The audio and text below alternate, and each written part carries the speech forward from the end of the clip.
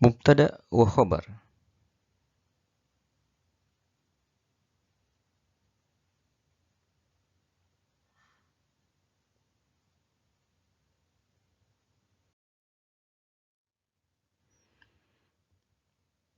Bisa kalian pelajari untuk materi ini terdapat pada buku modul itu halaman 7 hingga halaman 9.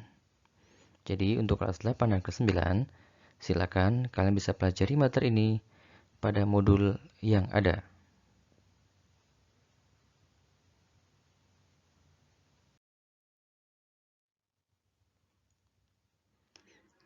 Dalam mempelajari bahasa Arab, kalian harus memahami dasar. Sebenarnya, cukup kalian memahami dasar yang 3 ini, karena dasar 3 ini akan membentuk kalimat dalam setiap percakapan atau cerita.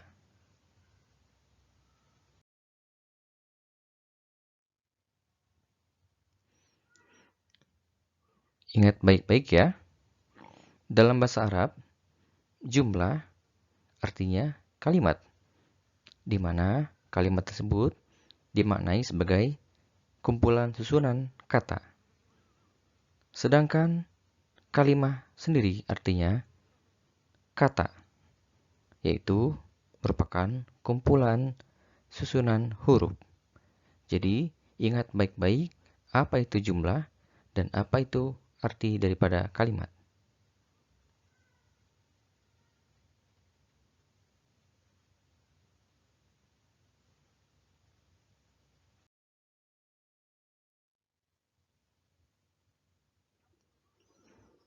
Contoh, Faiz membaca buku.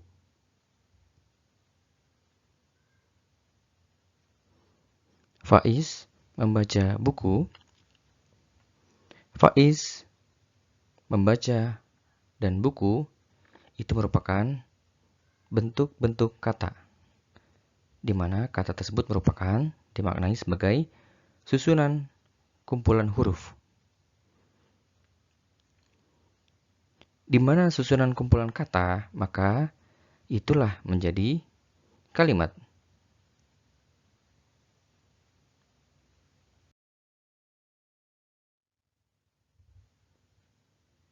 Dalam bahasa Arab, Faiz membaca buku diterjemahkan menjadi Faiz yaqra'u al-kitaba.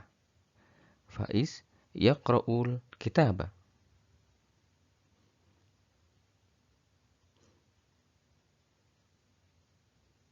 Di mana Faiz yaqra'ul kitaba merupakan susunan kata-kata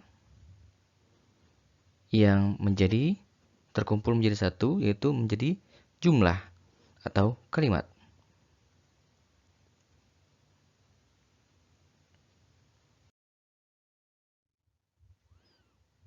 Nah, kalimat atau kalimah yaitu dalam bahasa Arab merupakan susunan huruf yang diartikan sebagai kata.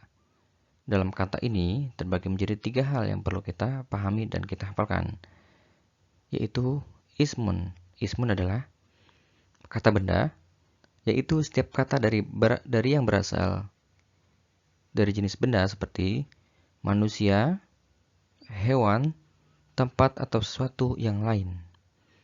Contoh, al-ardu artinya bumi. Rizkon artinya rizki. An-nas artinya manusia dan yang lainnya.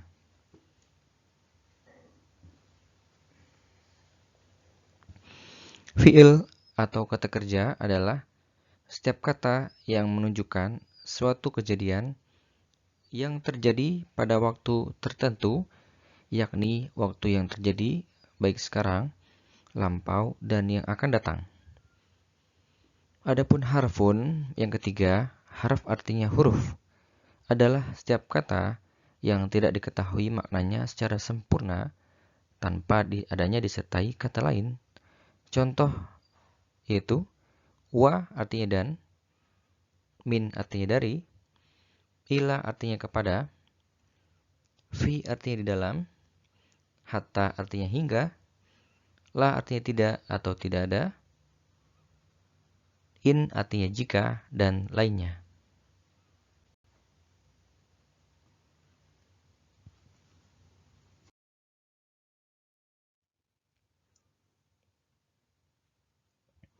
Dalam bahasa Arab, Faiz duduk di dalam kelas.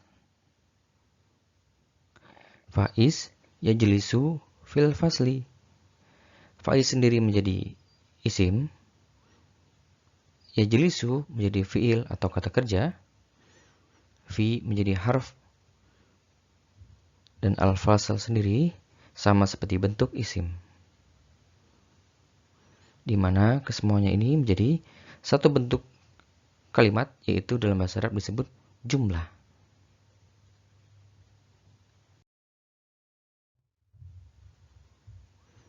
Mubtada dan khabar.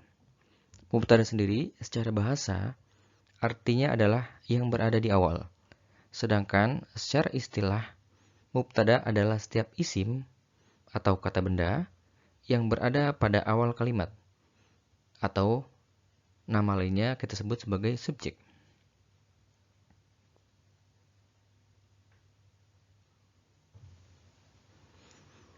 Khabar ialah isim marfu yang i'rabnya dirafa'kan, di mana ia selalu disandarkan pada mubtada, atau bisa juga dikatakan sebagai berita informasi untuk pelengkap mubtada,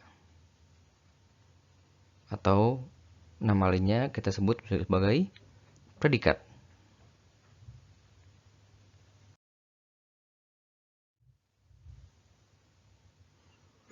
Bentuk mubtada atau subjek di depan, contoh Ali mahirun. Ali mahirun artinya Ali pintar. Ali di sini sebagai mubtada atau subjek, dan mahirun sebagai khobar atau predikat.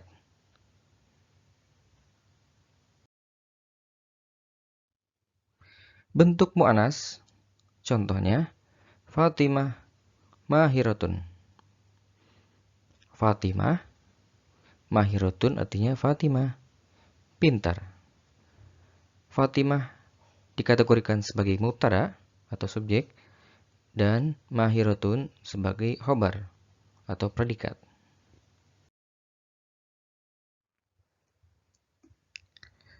Bentuk kalimat lainnya, mubtada dan khobar, contoh al-hadiqatu amamal baiti. Al-hadiqatu taman, amamal baiti di depan rumah. Al-hadiqatu di sini taman itu berada di depan rumah, di mana al-hadiqatu dikategorikan sebagai mubtada atau subjek, amamal baiti dikategorikan sebagai khobar atau predikat. Ingat, predikat di sini untuk khobar melekat selalu terhadap mubtada, di mana di sini mubtada di awal menggunakan alif dan lam.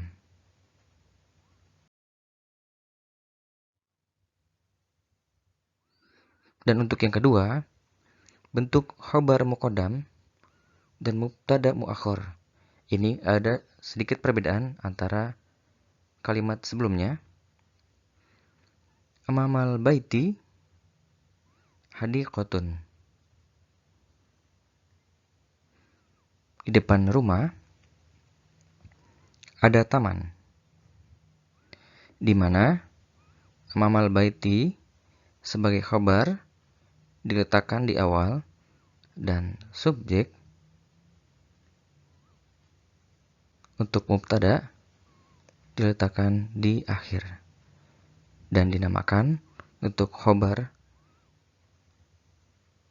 yang diletakkan di awal menjadi khobar muqaddam atau predikat di depan, dan mubtada yang diletakkan di akhir menjadi namanya mubtada muakhir atau subjek yang diakhirkan, di mana kalimat sebelumnya al-hadiqatu terdapat alif lam. Untuk kata ini mubtada tidak digunakan alif dan lam.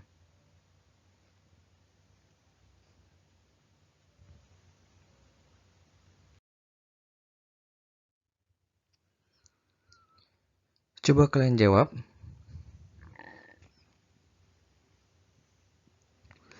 Al-ustadzu amama al-baiti. Al-ustadzu di sini mubtada atau khabar? Ya, al-ustadzu mubtada. Untuk amama al-baiti khabar. Al-madrasatu amama al-baiti. Sekolah itu berada atau ada di depan rumah. Mana yang kita sebut sebagai mubtada? Ya, al-madrasatu masuk dalam kategori mubtada atau subjek. Amal baiti dikategorikan sebagai khobar atau predikat.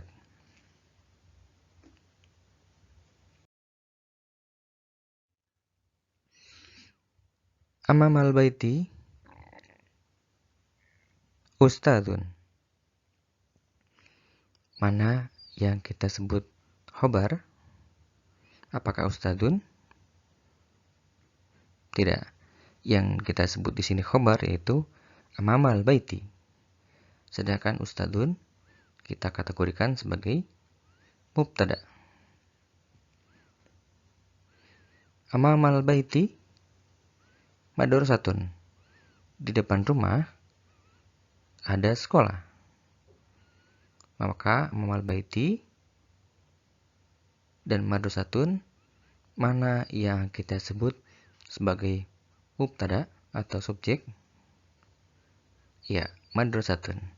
Sedangkan amamal baiti menjadi kategori khobar.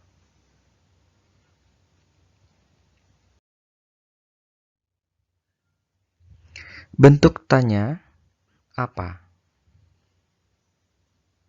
Dalam bahasa Arab itu ma atau madza.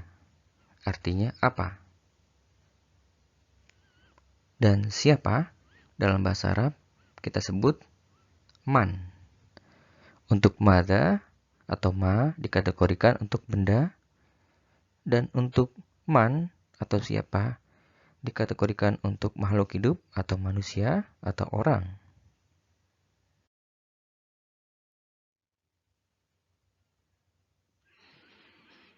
Madza atau apa yang ada di depan rumah, maka mudah saja untuk menjawab pertanyaan ini. Sebenarnya kita pindahkan khobarnya, yaitu di depan rumah.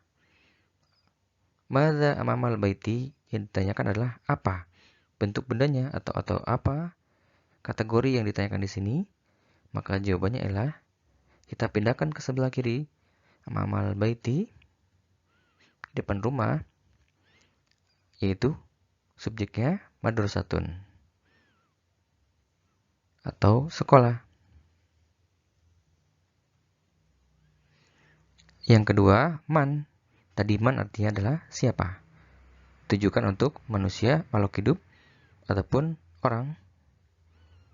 Man, siapa yang ada di depan rumah.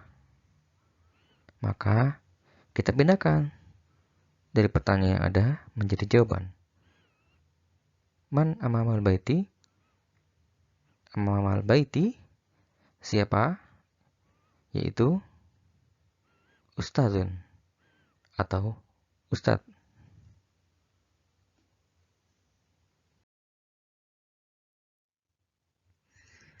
Latihan.